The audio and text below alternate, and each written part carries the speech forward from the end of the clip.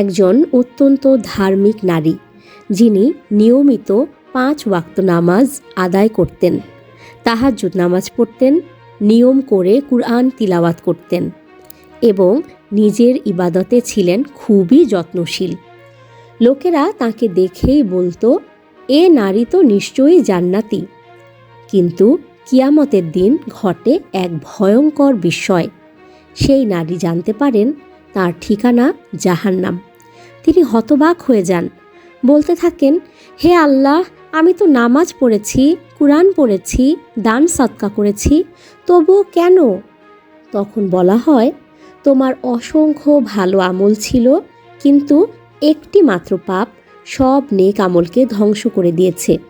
চারপাশের মানুষ অবাক হয়ে যায়, এত ধার্মিক একজন নারী, তার এমন কি পাপ হতে পারে? এরপর পর্দা সরে যায় সত্যের। তার গোপন পাপ ছিল তার জিহ্বা। তিনি নিয়মিত নিজের স্বামীর সাথে কঠোর ও অসম্মানজনক আচরণ করতেন, কটু কথা বলতেন, অপমান করতেন, মুখের ভাষায় স্বামীর হৃদয়কে আঘাত করতেন। তিনি ভেবেছিলেন নামাজ, কুরআন, দান সদকা সব ঢেকে দেবে, কিন্তু তিনি ভুল করেছিলেন। কিয়ামতের ময়দানে তার নামাজ, কুরআন তিলাওয়াত, দান সব এক পাল্লায় রাখা হলো, সবই কবুল হলো।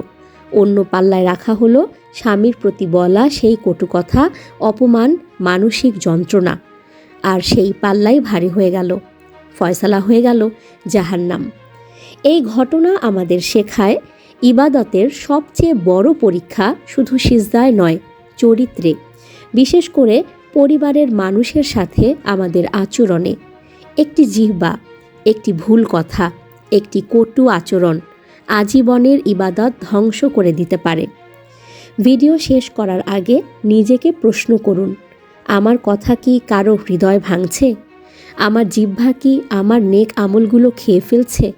কারণ আল্লাহ শুধু ইবাদত দেখেন না, তিনি চরিত্রও দেখেন। নিউজ ডেস্ক, সংযুক্ত।